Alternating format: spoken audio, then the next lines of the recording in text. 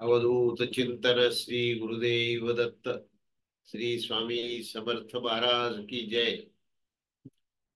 तेव्हा छांदोग्य उपनिषद चालू आहे, 7वा अध्याय. आणि 7व्या अध्यायातला 16वा खंड आपण चिंतन करायला सुरू केलेला होता, छोटी छोटी.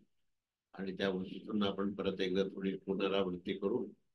आपण कोणत्या बिंदूपाशी आलो होतो तर त्याचा विचार करून आपण पुढे जाऊ.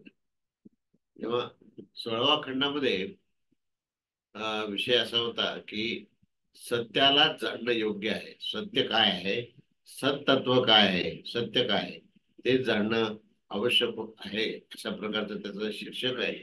आणि त्याची पूर्वपीठिका अशी आहे की नारदजी म्हणतात की सर्वात उत्कृष्ट असा या आत्मा आणि प्राणास, आत्मा आणि प्राण, म्हणजे त्याला सर्वात्मा असं म्हटलेलं आहे. तर जो सर्वात्मा आहे त्याला त्याच्या पलीकडे अजून दुसरं काही नाही. जो शांत आहे, जो मनुष्य स्वतःमध्येच आपल्या आत्मस्वरूपात शांत होऊन गेलेला आहे. आणि जो पूर्वी जो प्रश्न विचारला होता की याच्यापेक्षा श्रेष्ठ काय, याच्यापेक्षा श्रेष्ठ काय आहे, तर असा हा जो प्रश्न आहे तो आता इथे अन्य काय आहे असा हा विकारयुक्त मिथ्या तत्वाबद्दलच हे चिंतन त्या ठिकाणी संपवून इथे ब्रह्मतत्वाच्या ज्ञानाने आता संतुष्ट होण्याची वेळ आलेली आहे. ब्रह्मतत्वाच्या ज्ञानानेच मनुष्य जो आहे तो कृतार्थ होतो. तेव्हा आता ह्याचं जे वर्णन आहे पुढे ते आपण पाहूया. की ते म्हणतात की मी आता ज्याचं पुढे वर्णन करेन त्या वर्णनाला अतिवदन असं म्हणतात. अतिवदन शब्द आहे. अतिवदन म्हणजे साधारणपणे आपल्या मुखातून जे शब्द निघतात किंवा ज्याचं आपण वर्णन करत असतो तर ते प्रकृतीचं वर्णन असतं. पण त्या मुखातून ज्यावेळेस आत्मतत्वाचं वर्णन होतं तेव्हा त्याला अतिवदन असं म्हटलेलं आहे. तेव्हा अतिवदनच्या माध्यमातून हे आता वर्णन आहे, म्हणजे परमार्थाचं वर्णन आहे. परमार्थता हा प्राणवेत्ता जो आहे तो तो जो असतो तो अनिवादी नसतो, म्हणजे अतिवादित्व. त्याला अतिवादित्व किंवा नामाधिकाच्या अपेक्षेने त्याचं हे अत्यंत सूक्ष्मात अतिसूक्ष्म तत्वाबद्दलचं विवेचनाची स्थिती आहे. परंतु अतिवादी जो तोच आहे. आता अतिवादी कोण आहे की जो आता इथे सांगितलंय भूमा संज्ञक सर्वातीत परमार्थ सत्य तत्वा जो जाणतो त्यालाच अतिवादी असं म्हणतात. अतिवदन, अतिवादी. अति हा जो शब्द वापरलाय तो प्रकृतीच्या पलीकडे असलेले जे सत्य तत्व आहे, जे परमार्थ सत्य आहे, त्या तत्वाचं विवेचन जो करतो त्याला अतिवादी, अतिवदन असा शब्द वापरलाय. तेव्हा त्या संदर्भामध्ये आपण मागच्या वेळेस जे पाहिलं की जे सत्य म्हणजे परमार्थिक सत्य आहे, आत्म्याचं जे विज्ञानाचं कारण आहे त्यालाच अतिवदन असं म्हटलंय. आणि तेच निश्चितच अतिवदन करतात. त्यावर नारद काय म्हणाले होते, भगवान मी तर परमार्थ सत्य विज्ञानाचे कारणच अतिवदन करत आहे, कारण मी त्याच माध्यमातून चाललो आहे. ते शरद कुमाराला म्हणतात की मी सत्याचा शोध घेत घेत आता मी अतिवदन करत आहे. त्यावेळेस शरद कुमार म्हणाले की सत्याचीच तर विशेष रूपाने जिज्ञासा केली पाहिजे, तेव्हा योग्यच आहे. त्यावर नारद म्हणतात की भगवान मी विशेष रूपाने सत्याचीच आता जिज्ञासा करत आहे. कारण शरद कुमार असे म्हणतात की अतिवदन तर तोच करत असतो जो परमार्थ सत्य विज्ञानाचेच कारण सांगणारा, जे निवेदन करणाराच तो अतिवदन करत असतो. तेव्हा नारद म्हणतात की भगवान आपला शरणागत झालेला मी तर सत्याचेच कारण अतिवदन करत आहे. तात्पर्य असं आहे की भगवान मला अशा प्रकारे उपदेश करा की मी सत्य ज्ञानाचे कारण अतिवदन करू शकेल, अतिवदन करत असेल. जर अशा प्रकारे तुम्ही सत्याच्या द्वारे अतिवदन करण्याची इच्छा असेल तर सत्याची जिज्ञासा ही आता झालीच पाहिजे, असं सांगितलं गेल्यानंतर नारदजी म्हणाले की ठीक आहे, बरे, तर भगवान मी सत्याची विजिज्ञासा, म्हणजे जिज्ञासा आणि विजिज्ञासा शब्द आहे, तर सत्याची विजिज्ञासा आपल्याद्वारे विशेष रूपाने सत्यतत्वास जाणण्याची माझी इच्छा आहे, ते तुम्ही मला सांगा, असं निवेदन ह्या एका मंत्रामध्येच हा खंड संपतो. आणि इथे हा छांदोग्य उपनिषदातील 7वा अध्यायातील षोडश खंड भाष्य या ठिकाणी संपूर्ण होतं. आता त्याच्या पुढे आपल्याला आज आज काय विचार करायचा तो आपण बघू. आता त्याच्या पुढे म्हणजे हे जे सत्य ज्ञान आहे त्या सत्य ज्ञानाचा संबंध हा विज्ञानाशी आहे. तेव्हा त्या विज्ञानाला जाणणं हे योग्य आहे, आवश्यक आहे. आता जेव्हा ज्ञान आणि विज्ञान हा जो शब्द आहे ना, आपण फार मागे सुद्धा विचार केला की विज्ञान हा शब्द केव्हा आणि कसा येतो, आणि त्या विज्ञान शब्दाचा नेमका आशय काय आहे. तर विज्ञान म्हणजे सर्वत्र भगवंताचं दर्शन होणं हे विज्ञान आहे. सर्व प्रकारच्या त्रिगुणात्मक पंचमहाभूतात्मक प्रकृतीमध्ये अधिष्ठानासहित आविष्काराला पाहणं, जो आधारभूत तत्व परमात्मा आहे, त्या परमात्म्याला संबंध प्रकृतीच्या आविष्कारामध्ये जेव्हा तो मनुष्य पाहतो, तेव्हा त्याला विज्ञानासहित ज्ञानाची जाणीव होते. आणि त्यामुळे विज्ञान हे अत्यंत महत्वाचं आहे. आणि त्यासाठीच इथं असं म्हटलेलं आहे की विज्ञानाला जाणणंच योग्य आहे, असा या 17व्या खंडातला विषय आहे. तेव्हा त्याच्यावरचा मंत्र असा आहे: यदा वै विजानात्यम विजानात्यथ सत्यम वदती ना विजानन सत्यम वदती विजानन्येव सत्यम वदती विज्ञानम त्वेव विजिज्ञासितव्यम इति विज्ञानम भगवो विजिज्ञास इति. तेव्हा अर्थ असा आहे की ज्या वेळेस पुरुष हा सत्यास विशेष रूपाने जाणत असतो, तरी देखील तो सत्य बोलत असतो. आणि कधी कधी न जाणता सुद्धा सत्य बोलत तो जाणत नसेल समजा, तर मात्र त्याला सत्य बोलता येणार नाही. तर विशेष रूपाने जाणणारा जो आहे, तो सत्याचं खऱ्या अर्थाने वर्णन करत असतो. तेव्हा विशेष रूपाने जाणणं म्हणजेच विज्ञानाला जाणणे आहे. तेव्हा विज्ञानाचीच जिज्ञासा ही केली पाहिजे.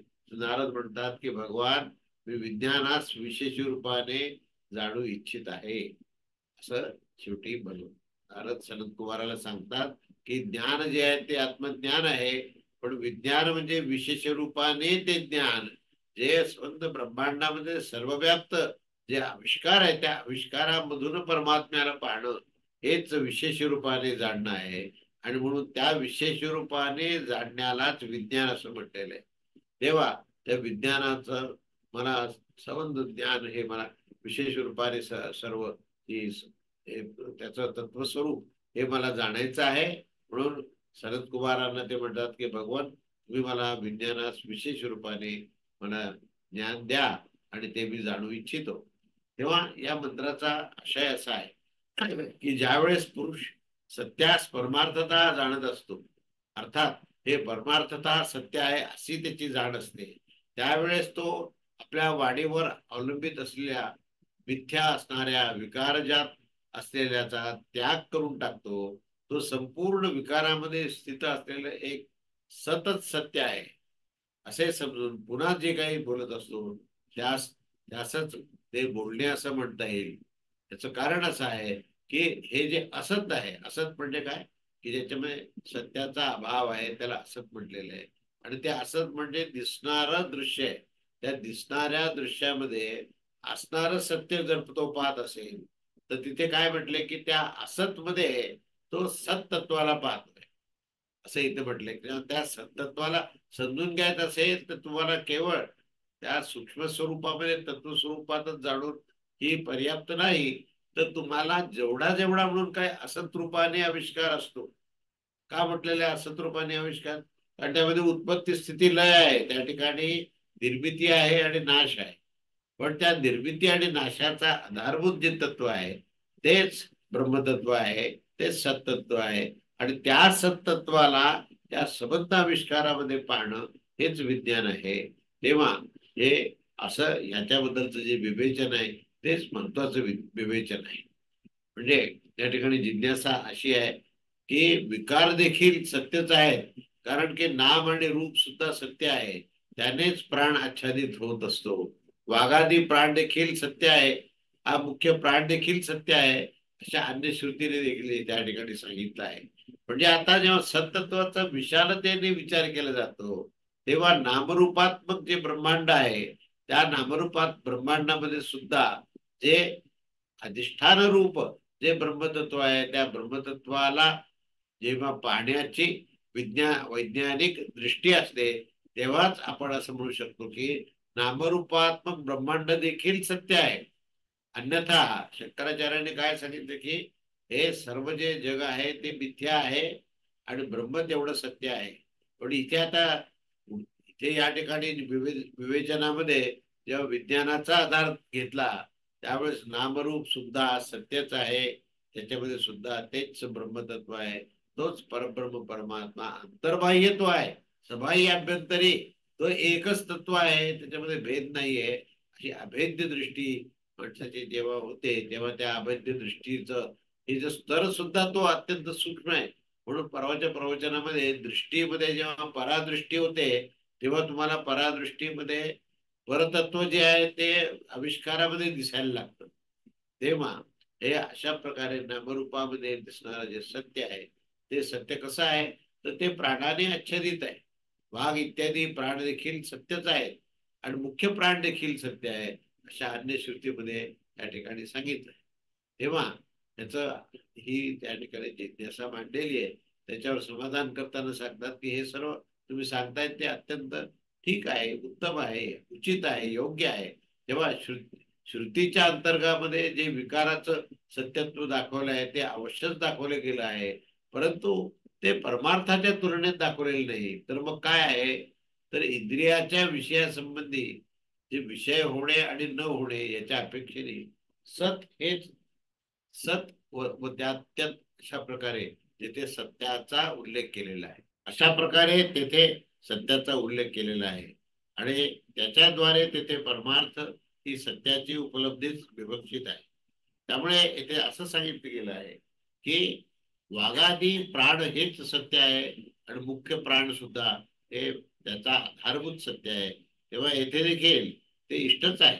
परंतु येथे विशेष रूपाने सत्कुमारां सनतकुमारांना असा अर्थ दाखवणे अभिष्ट म्हणजे उचित होतं की नारदास प्राणविषयक जे परमार्थ सत्य आहे ते विज्ञानाच्या माध्यमातून विज्ञानाच्या अभिमानातून निवृत्त करून जो भूमा संज्ञक सत्य आहे त्याला पारमार्थिक सत्य. इथे आता हा शब्द ही आपल्याला संज्ञा ही नवीन मिळाली की भूमा संज्ञक जी तत्व आहे तेच सत आहे आणि तेच परमार्थ सत्य आहे.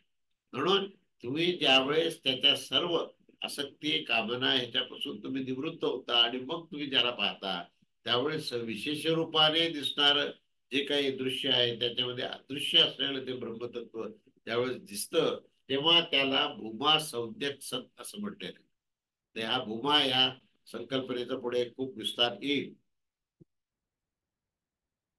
तेव्हा त्यास विशेष रूपाने जाणल्याशिवाय कोणीही खऱ्या अर्थाने सत्य बोलू शकत नाही. आणि जो कोणी याला जाणतच नाही आणि बोलत असत तर तो वरवर दिसणाऱ्या दृश्याबद्दल बोलतो. तो अग्नीबद्दल बोलेल, तो शब्दाने अग्नी आधी शब्दाने अग्नी आधीच तो परमार्थ परमार्थ सद्रूप समजून तो बोलत असेल. परंतु परमार्थता ते रूपत्रय म्हणजे रक्त शुक्ल आणि कृष्ण असे जे तीन वर्ण आहेत जे अतिरिक्त असे नाहीत आणि ते रूप देखील सुद्धा सच्च्या तुलनेत तर मुळीच नाही. तेव्हा परमार्थास जाणल्याशिवाय कोणी सत्य बोलू शकत नाही हा सिद्धांत आहे. तेव्हा परमार्थाचं ज्ञान नाहीये आणि दिसणाऱ्या दृश्याला सत्य समजून जर तो बोलत असेल तर तो सत्याचा आभास आहे. तेव्हा सत्याचं विशेष ज्ञान केव्हा होईल ज्यावेळी दिसणाऱ्या दृश्यामध्ये अदृश्य असलेल्या ब्रह्मतत्वात पाहण्याची जी दृष्टी निर्माण होईल त्यावेळेसच त्याला हे ज्ञान आहे किंवा जाणणे आहे आणि त्याच्या संदर्भात जे बोलणे तेच खऱ्या अर्थाने सत्य बोलणे आहे. परंतु सत्यविज्ञानाशिवाय जिज्ञासा केल्याशिवाय त्याची प्रार्थना केली जाऊ शकत नाही. आणि म्हणूनच असं म्हणतात की विज्ञानाची विशेष रूपाने जिज्ञासा ही केलीच पाहिजे असं सनत कुमार सांगतात. त्यावर नारद म्हणतात की जर अशी गोष्ट असेल तर भगवान मी विज्ञानास विशेष रूपाने जाणण्याची इच्छा करत आहे. आणि अशा प्रकारे या सत्यास घेऊन पुढे 22व्या खंडामध्ये करोतीपर्यंत हे उत्तरोत्तर पदार्थाचा जो पूर्व पदार्थाचे कारण सांगितलं आहे आणि त्याची व्याख्या सांगितली. म्हणजे आता इथून आपण 17वा खंड चालू आहे त्या 17व्या खंडापासून 22व्या खंडापर्यंत आपण आपण जात राहू. तेव्हा इथे करोती असा शब्द शेवटचा येतो तिथपर्यंत आपण विचार केला तर प्रत्येक पदार्थाचा पूर्व पदार्थ जो आहे पूर्व पदार्थाचा नंतर आलेल्या म्हणजे पदार्थ म्हणजे तत्व तर ते नंतर आलेलं तत्व त्याचं कारण स्वरूप आहे. तेव्हा कार्यकारण परंपरा तिथे सांगत सांगत या ठिकाणी परमार्थ सत्याचा सांगण्याचा प्रयत्न केला. तेव्हा इथे अशा प्रकारे छांदोग्य उपनिषदातील सप्तम अध्यायातील दश खंड भाष्य हे संपूर्ण झालेलं आहे. म्हणजे 17वं खंडावरील भाष्य इथे परिपूर्ण झालेलं आहे. त्यानंतर आपण पुढचा भाग आता अष्टादश खंड, 18वा खंड. त्याचा विषय जो आहे तो मती. आता मती हीच जाणण्यास योग आहे. आता मतीच्या माध्यमातून हे सगळं चाललंय ना, म्हणून आता हे पुढच्या टप्प्यात चाललंय. म्हणजे एकानंतर एक कार्यकारण परंपरेत आता आपण चाललोय.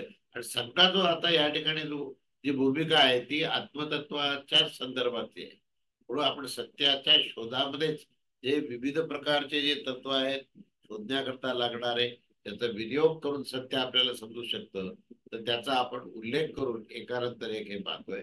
तेव्हा आता 18वा खंड आपण सुरू केला आणि विषय मती. तेव्हा मतीच जाणण्यास योग्य आहे. मंत्र असा आहे की यदा वै मनुतेथ विजानाती नामात्वा विजानाती मत्वैव विजानाती मतिस्त्वैव विजिज्ञासितव्येति मती भगवो विजिज्ञास इति. सनत कुमार काय म्हणतात की ज्यावेळेस मनुष्य मनन करत असतो त्यावेळेस तो विशेष रूपाने जाणत असतो. म्हणजे विशेष रूपाने जाणीवाची उत्पत्ती कुठे आहे, तर सनत कुमार सांगतात की ज्यावेळेस मनुष्य मनन करण्याच्या स्थितीमध्ये जातो, ज्यावेळेस तो चिंतन करण्याच्या स्थितीमध्ये जातो, तेव्हा त्याला हळूहळू त्या सत्याचा उलगडा व्हायला लागतो. कारण त्या मननातूनच तुम्ही अधिष्ठान आणि आविष्कारापर्यंत जाता. नुसतं दृश्य पाहण्याने होणार नाही, तर पाहिल्यानंतर त्याचं मनन करणे, चिंतन करणे, आपल्या विवेक बुद्धीने त्याच्याकडे पाहणे, विवेक बुद्धीने चिंतन करणे, म्हणजेच त्या ठिकाणी विशेष रूपाने जाणणं असं म्हणता येईल. म्हणून मनन केल्याशिवाय विशेष रूपाने जाणीव होणार नाही. तर मनन केल्यावरच ती जाणीव होईल. तेव्हा मतीची मतीची त्या ठिकाणी महत्व आहे. आणि म्हणून मतीचीच विशेष रूपाने जिज्ञासा केली पाहिजे असं हे सांगतात.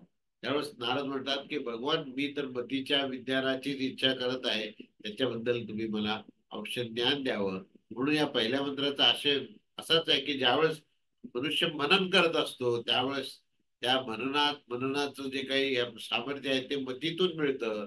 आणि मती अर्थात मनन, तर्क, गंतव्य अशा प्रकारे विषयाच्या प्रती हा मनुष्याचा मनन म्हणजे चिंतन आहे. तर चिंतन करण्याची त्याची क्षमता वाढते आणि तो अंततः त्या सत्य तत्वापर्यंत जातो. तेव्हा इथे हा पहिला मंत्र संपतो आणि अशा प्रकारे छांदोग्य उपनिषदातील या सप्तम अध्यायातील अष्टादश खंड भाष्य या ठिकाणी संपूर्ण आहे. त्याच्यानंतर 19वा खंड. आता ह्या मनन करण्याच्याही पेक्षा त्याचा आधारभूत तत्व काय आहे तर श्रद्धा आहे. श्रद्धेमध्ये श्रद्धेलाच जाणणं योग्य आहे. श्रद्धा म्हणजे काय नेमकं, आपण श्रद्धा हा शब्द वापरतो पुष्कळ, पण त्या श्रद्धा आणि बुद्धी, श्रद्धा आणि मती याचा जो संबंध आहे तो इतका घनिष्ठ आहे. पण नुसती मती आपण म्हणाल आणि श्रद्धा जर वजा केली तर ती मती दुर्मती होईल, ती दुर्बुद्धी होईल. त्या ठिकाणी तर्कप्रधान होईल, त्या ठिकाणी अधिष्ठानाचं विस्मरण होईल. म्हणून त्या मतीला परिपूर्णता प्राप्त करण्याकरता श्रद्धेची आवश्यकता आहे. आणि म्हणून इथे श्रद्धेचं महत्व सांगितलंय. त्याकरता इथे श्रद्धेला जाणणं योग्य आहे.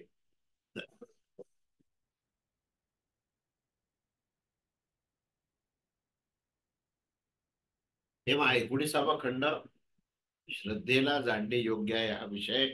आणि त्याचा मंत्र असा आहे की यदा वै श्रद्धात्यथ मनुते नाथ श्रद्धत मनुते श्रद्धत देव मनुते श्रद्धात्वेव विजिज्ञासितव्येति श्रद्धा भगवो विजिज्ञास इति. सनत कुमार म्हणतात की ज्या समयी मनुष्य श्रद्धा ठेवत असतो ना, त्या समयी तो आपोआपच मनन करत असतो. म्हणजे मती आणि श्रद्धा याचं इतकं घनिष्ठ संबंध आहे की श्रद्धा ठेवण्याची प्रक्रिया ज्यावेळेस चालू असते त्याच समयी तो मनन करत असतो. मनन केल्याशिवाय श्रद्धा ठेवल्या जाऊ शकत नाही. तर श्रद्धा करणाराच हा आपोआप सहजतेने मनन करत असतो. तेव्हा श्रद्धा विशेष रूपाने जिज्ञासा करणं आहे. अस्तिक्य बुद्धीचं नाव श्रद्धा आहे. इथे आशय काय यायचा की जेव्हा तुम्ही त्या ठिकाणी तो परमात्मा आहे त्या ठिकाणी अधिष्ठानामध्ये ते ब्रह्मतत्व आहे आणि म्हणून त्या अधिष्ठानाचाच आविष्कार ब्रह्मांड आहे. त्या ब्रह्मांडाकडे पाहताना नुसती मती आणि तर्क चालवला तर आधुनिक विज्ञानाचं काय झालं ते आपण पाहतो. आधुनिक विज्ञानाने त्याला कुठेही अंतिम त्याला सत्य मिळतच नाही आणि तो धावतोच आहे. पण हे केव्हा हे धावणं थांबेल? जेव्हा अस्तिक्य बुद्धी असेल तेव्हा, मतीमध्ये श्रद्धा असेल तेव्हा. तेव्हा श्रद्धा आणि मतीचं जेव्हा मिश्रण होईल आणि त्यावेळेस बुद्धीमध्ये श्रद्धा आणि बुद्धियुक्त श्रद्धा आणि श्रद्धायुक्त बुद्धी अशा प्रकारची स्थिती आली तर त्याला आस्तिक्य बुद्धी असं नाव दिलेलं आहे. आणि आस्तिक्य बुद्धी म्हणजेच श्रद्धा आहे आणि त्या श्रद्धेशिवाय तुम्हाला अंतिम सत्य प्राप्त होणार नाही असं या ठिकाणी विवेचन केलंय. तेव्हा इथे अशा प्रकारे छांदोग्य उपनिषदातील सप्तम अध्यायातील 19वा खंडावरील भाष्य जे आहे ते इथे संपूर्ण झालेलं आहे. आता 20वा खंड आहे. 20व्या खंडामध्ये त्यांनी या श्रद्धेलाच पुढे, श्रद्धेचं काय मुख्य की श्रद्धेचा आधारभूत तत्व ही निष्ठा आहे. शब्द वेगवेगळे जरी असले तरी सखोल अर्थ जर आपण पाहिला तर निष्ठा म्हणजे दृढ श्रद्धा हा त्याचा अर्थ. नुसती श्रद्धा असून उपयोग नाही. तर ती श्रद्धा कशी असली पाहिजे तर ती अत्यंत दृढ अशी श्रद्धा पाहिजे. म्हणून अत्यंत दृढ असलेल्या श्रद्धेलाच निष्ठा असं म्हटलेलं. आणि ही जी निष्ठा आहे ती निष्ठेला जाणणं हे अतिशय योग्य आहे. तेव्हा याच्यावरचा पहिला मंत्र या निष्ठा या तत्वाबद्दलचा हा 20वा खंड आहे आणि त्याच्यावरचा हा पहिला मंत्र. यदा वै निस्तिष्ठ तथ श्रद्धदाती नानिस्तिष्ठद श्रद्ध श्रद्धधाती निस्तिष्ठेत्येव निष्ठात्वेव विजिज्ञासितव्येति निष्ठां भगवो विजिज्ञास इति. अर्थ असा की सनत कुमार म्हणतात की ज्या समयी पुरुषाची निष्ठा ही सिद्ध होत असते त्या समयी तो श्रद्धा ठेवत असतो आणि निष्ठा शिवाय श्रद्धा होऊ शकत नाही. निष्ठा करणाऱ्यालाच श्रद्धा करणे असं म्हणून म्हणतो. तेव्हा निष्ठेच जे बाह्य तुम्हाला परिणाम प्रभाव स्वरूप जे दिसते तीच श्रद्धा आहे. आणि ज्यावेळेस पुरुष निष्ठा ठेवतो एखाद्या तत्वावर किंवा एखाद्या व्यक्तीवर त्यावेळेस तो श्रद्धा त्याच वेळेस श्रद्धा ठेवत असतो. तर ती श्रद्धा आणि निष्ठा ही अभिन्न आहे. फक्त ती श्रद्धा जेव्हा अत्यंत दृढतेने अटलतेने अतिशय श्रद्धेमध्ये अतिशय निश्चयात्मक बुद्धी आहे त्यावेळेस त्याला निष्ठा असं म्हटलेलं आहे. तर ती निष्ठा म्हणजेच श्रद्धा आहे. निष्ठेशिवाय श्रद्धा होऊ शकत नाही. तर निष्ठा करणाराच श्रद्धा करत असतो. तेव्हा निष्ठेसच विशेष रूपाने जाणण्याची इथे इच्छा केली पाहिजे. त्यावर नारद म्हणतात की भगवान मला निष्ठेच विशेष रूपाने जाणण्याची इच्छा आहे. तेव्हा त्याबद्दल मी जाणू इच्छितो. म्हणजे पुन्हा एकदा नारदांनी ती इच्छा व्यक्त केली. तेव्हा याचा आशय असा की निष्ठा जी आहे ही गुरु शुश्रूषा गुरुची सेवा इत्यादीच म्हणत असतात. निष्ठेशिवाय गुरुसेवा होणार नाही. आणि त्यामध्ये ब्रह्मविज्ञानासाठी सुद्धा मनुष्य जो आहे तो त्या निष्ठेनेच तत्पर होतो आणि त्या अंतिम सत्याकडे तो त्या निष्ठेनेच जात असतो. आणि अशा प्रकारे या छांदोग्य उपनिषदातील सप्तम अध्यायातील 20वा खंड जो आहे तो या ठिकाणी परिपूर्ण झालेला आहे. तेव्हा आता पुढे 21वा खंड. या 21व्या खंडाचा जे विषय आहे तो ही निष्ठा आणि श्रद्धा आहे. चिंतन आणि मनन आहे. हे सगळं तुमच्यामध्ये झालेलं आहे. पण हे सगळं होऊन जर कृती जर झालीच नाही म्हणजे दृष्टी श्रद्धा भरपूर आहे हो पण कृतीच नाहीये. पण तो माझी परमेश्वरावर श्रद्धा आहे. सर्वत्र तो परमात्मा आहे हे सगळं मला मान्य आहे. माझी अटळ श्रद्धा आहे. माझी निष्ठा आहे. परंतु तो जर नुसता स्थिर बसला असेल तर जो कृतीशून्य असेल तर हे सगळं असून त्याचा काही उपयोग नाही. त्यामुळे त्याचा आविष्काराचा विचार जेव्हा आपण करतो तेव्हा तो आविष्कार म्हणजेच ती कृतीच्या माध्यमातून होणारी गोष्ट आहे. म्हणून इथे कृतीला समजून घेणं आवश्यक आहे. म्हणून इथे आता म्हटलेलं की कृतीच योग्य आहे. कृतीशिवाय निष्ठा सिद्ध होऊ शकत नाही. कृतीशिवाय तुम्ही जे काही चिंतन केलेलं आहे ते सर्व चिंतन यथायोग्य आहे का नाही हे कळायला कृतीचं माध्यम आहे, म्हणून कृती जाणण्यास अत्यंत योग्य आहे. असं हे पहिलं विधान या 21व्या खंडामध्ये केलेलं आहे. तेव्हा इथे पहिला मंत्र असा आहे की यदा वै करोत्यथ निस्तिष्ठति ना कृत्वा निस्तिष्ठति कृत्वेव निस्तिष्ठति कृतिस्तेव विजिज्ञासितव्येति कृतिम भगवो विजिज्ञास इति. सनत कुमार म्हणतात की ज्या समयी पुरुष हा प्रत्यक्ष कृती करत असतो त्या समयीच तो त्याची निष्ठा ही सिद्ध होत असते. म्हणून निष्ठेला सिद्ध करायचं असेल तर कृतीशिवाय हे शक्य नाहीये, किंवा कृतीशिवाय कोणाचीही निष्ठा ही होऊ शकत नाही. म्हणजेच पुरुष जो आहे तो कृती केल्यावरच तो निष्ठावान आहे असं आपल्याला म्हणता येईल. तेव्हा इथे कृतीचं अत्यंत महत्व आहे. म्हणूनच इथे कृतीची विशेष रूपाने जिज्ञासा केली पाहिजे असं भगवान जे आहेत आपले सनत कुमार म्हणतात.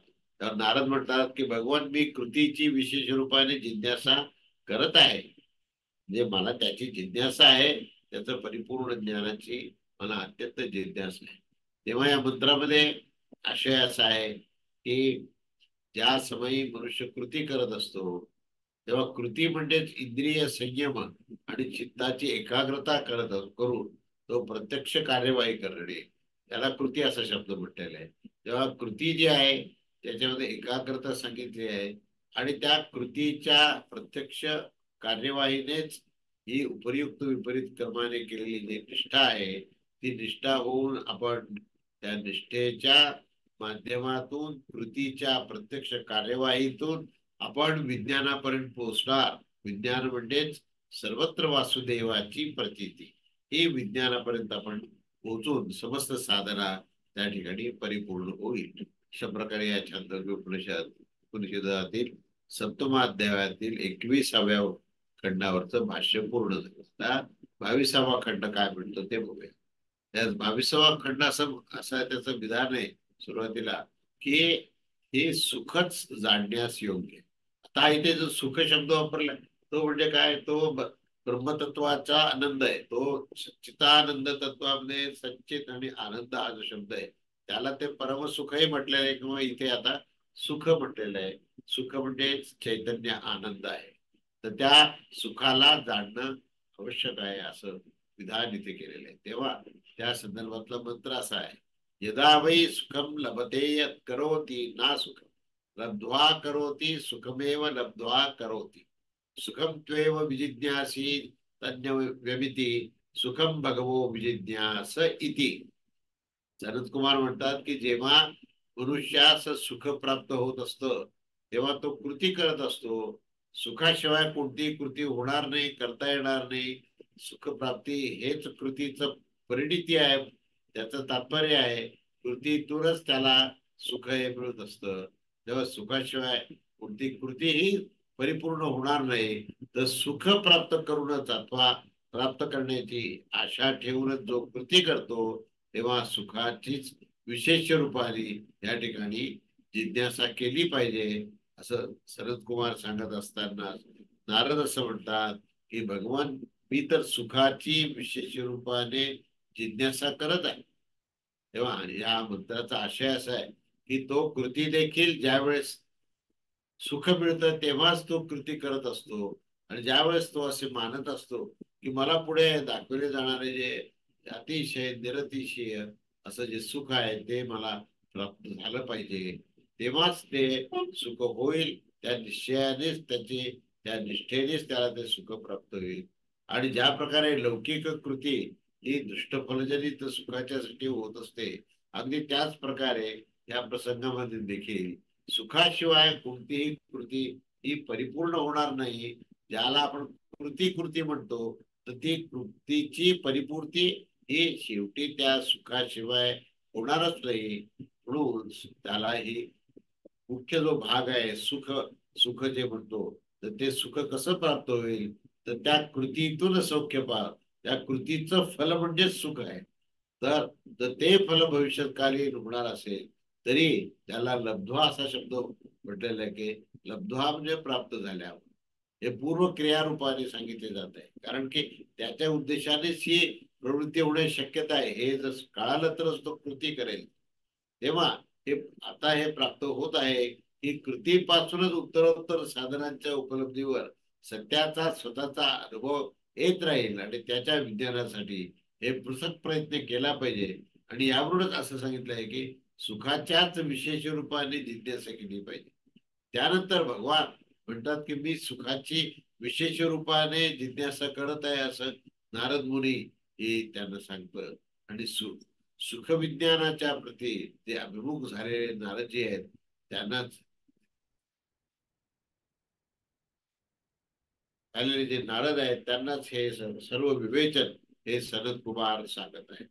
तेव्हा इथे छांदोग्य परिषदामधल्या सप्तम अध्यायातील द्वाविष म्हणजे 22वा अध्यायाचा खंड जो आहे तो इथे परिपूर्ण झाला आहे. आता इथपर्यंत आपण पूर्ण पाहिलं सगळं एकानंतर एक जे कारण कार्यकारण मीमांसा म्हणजे सूक्ष्मात अतिसूक्ष्म जाऊन त्या त्या माध्यमातून आपण त्या ब्रह्मतत्वाला समजून घेण्याचा प्रयत्न केला. तर त्या ब्रह्मतत्वाला तिथे आधी आपण पाहिलं त्याला भूमा असं म्हटलंय.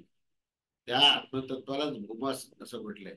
आणि त्या भूमा तत्वालाच आपल्याला जाणणं योग्य आहे, आवश्यक आहे. तेव्हा ब्रह्मतत्वाला जाणणं म्हणजे भूमा हा शब्द वापरल्यामुळे त्याला ती परमसुख सुद्धा त्या भूमामुळेच मिळणार आहे. म्हणून आता आपण महत्वाच्या विषयांमध्ये आता प्रवेश करतोय, तो म्हणजे भूमा. भूमा तत्व काय, तर भूमालाच जाणणं हे अत्यंत योग्य असं आहे. त्यावर मंत्र असा आहे की यो वै भूमात सुखम नाल्पे सुखमस्ती भूमैव सुखम भूमा वेव विजिज्ञासितव्य इति भूमानां भगवो विजिज्ञास इति. त्याचा अर्थ असा आहे की सनत कुमार म्हणतात की निश्चितच जो भूमा आहे तेच सुख आहे. अल्पामध्ये सुख नसतं बरं का. जे आनंद सुख आहे त्यालाच आपण भूमा असं म्हटलेलं आहे. म्हणजे तो भूमा आणि तो सुख म्हणजे परमसुख किंवा आनंद, सच्चिदानंद ज्याला आपण म्हणतो, तर तो सच्चिदानंद जे तत्व आहे ते सच्चिदानंद तत्व म्हणजेच तो भूमा आहे, म्हणजेच ते ब्रह्मतत्व आहे. म्हणून त्याच्या करोडरीमध्ये निश्चितच जो भूमा आहे तेच सुख आहे. अल्पामध्ये सुख अल्प जे आता आपण जे प्रकृतीमध्ये पाहतो तेव्हा हे अल्प आहे सगळं. तेव्हा अल्पामध्ये त्या अल्पामध्येच हे सुख आहे असा आपल्याला आभास असतो. पण तिथे सुख नसतं, तर तिथे सुखाचा आभास असतो. तेव्हा खऱ्या अर्थाने जिथे परिपूर्ण झालेली जी गोष्ट आहे त्यालाच सुख किंवा भूमा असं म्हटलंय. म्हणून सुख अंतिम जे शाश्वत जो आनंद आहे त्यालाच भूमा असं म्हटलंय. तेव्हा भूमाचीच या ठिकाणी आता विशेष रूपाने जिज्ञासा केली पाहिजे. त्यावर नारद म्हणतात की भगवान खरोखरच मी भूमाची विशेष रूपाने जिज्ञासा करत आहे. तेव्हा या मंत्राचा आशय असा आहे की निश्चितच जो भूमा आहे जो महान आहे, निरतिशय आहे, अनेक असे याचे पर्याय असतात, त्यालाच आपण परमसुख किंवा सुख असं म्हणतो. त्याच्या खालील पदार्थ जे जे सातिशय म्हणजे जे अतिशय अशा पातळीवर आणि न्यून आणि अधिक हे दोन्ही एकत्र असलेले जे अल्प आहे आणि जे सर्वात सर्वत्र सर्वव्याप्त आहे, तर त्या सर्व त्या अल्पामध्ये सुद्धा जे आपण सुख मिळण्याचा प्रयत्न करतो, तर तो सुख अल्पामध्ये मिळत नाही. कारण आपण त्यातलं विशाल तत्व पाहत नाही. कारण की अल्प तर अधिक अल्प का नाही मिळत सुख, कारण अल्पामध्ये अधिक तृष्णा निर्माण होते. जेव्हा अतृप्ती आहे, अपूर्णता आहे, अभाव आहे, तर त्याच्यामध्ये काय होतं की तृष्णा निर्माण होते. आणि तृष्णा हेच दुःखाचे बीज आहे. आणि त्याच्यातच ज्वर इत्यादी हे आपण अनुभवाला घेऊ शकतो.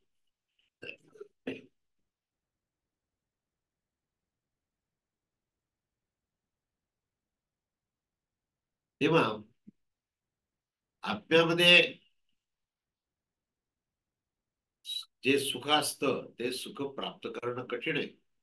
आणि आपण जे सुख प्राप्त करतो त्या प्रकृतीच्या जे अल्प किंवा अल्प अस्तित्वचा आभास देणार असं जे असतं त्यात आपण सुख मिळण्याचा प्रयत्न करतो. तेव्हा हे सुख तिथे टिकतच नाही, म्हणून त्याचे खऱ्या अर्थाने तिथे सुखच नसतं, म्हणून अल्पामध्ये सुख नाही, असं जे आहे हे समजणं महत्वाचं आहे. पण ते माणसाला लवकर समजत नाही, कारण तो म्हणतो मला ह्याच्यातच सुख आहे, मला दुसरं काही सांगू नका.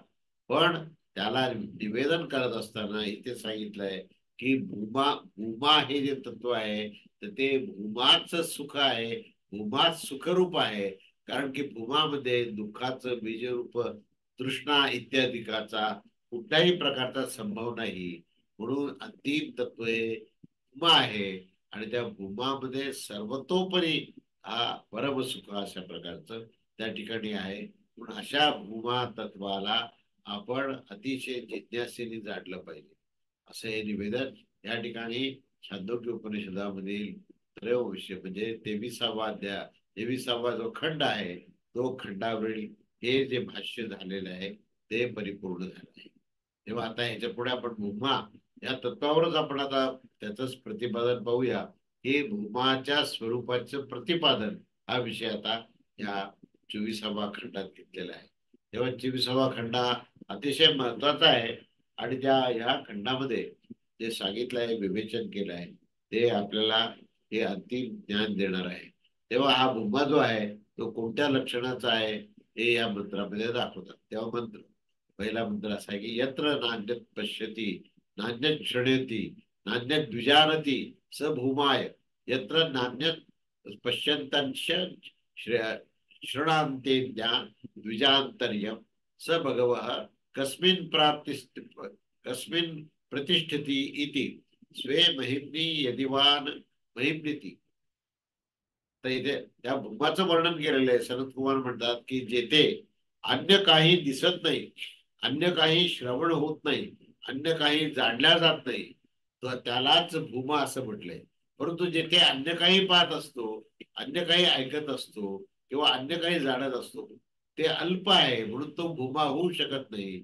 तेव्हा भूमाची व्याख्या काय की जेथे अन्य काहीही पाहत नाही, काहीही ऐकत नाही, काहीही जाणत नाही, अशी जी दिव्य स्थिती आहे, कारण त्याच्याशिवाय काहीच नाहीये, ते एक अनन्य तत्व असल्यामुळे त्याच्या व्यतिरिक्त त्याला अस्तित्वच कुठलंही नाहीये, आणि म्हणून त्याला भूमा तत्व असं म्हटलंय. म्हणून तो भूमा जो आहे तोच अमृत आहे, आणि तो किंवा तो आणि अल्प जे तत्व आहे ते भूमाच्या विपरीत म्हणजे मर्त्य आहे, ते क्षणभंगूर आहे. म्हणून भूमा तत्वाची जिज्ञासा करावी, आणि जास्तीत जास्त भूमा संदर्भातलं ज्ञान प्राप्त करावं, असं या ठिकाणी या मंत्रामध्ये विवेचन केलंय. त्यावर नारद म्हणतात की भगवान, तो भूमा कोणामध्ये प्रतिष्ठित असतो हे मला सांगा. सनत कुमार म्हणतात तो भूमा जो आहे तो आपल्याच महात्म्यामध्ये प्रतिष्ठित आहे, अथवा आपल्या महिमेतच तो हा तो तो आहे असं जाणत असतो. परंतु त्या महात्म्यामध्ये किंवा महिमेमध्ये तो भूमा नसतो, असं सांगितलंय. की तो भूमा आहे ना, त्याला आपलं महात्म्य काहीतरी आहे, खूप श्रेष्ठत्व आहे, याची यत्किंचितही त्याला संवेदना नसते, असा तो भूमा आहे. अशा त्या भूमाबद्दल आपल्याला आता विस्ताराने अभ्यास करायचा आहे. ते आपण आता पुढच्या रविवारी बघूया. अवधूत चिंतन. श्री गुरुदेव दत्त. श्री स्वामी समर्थ महाराज की जय.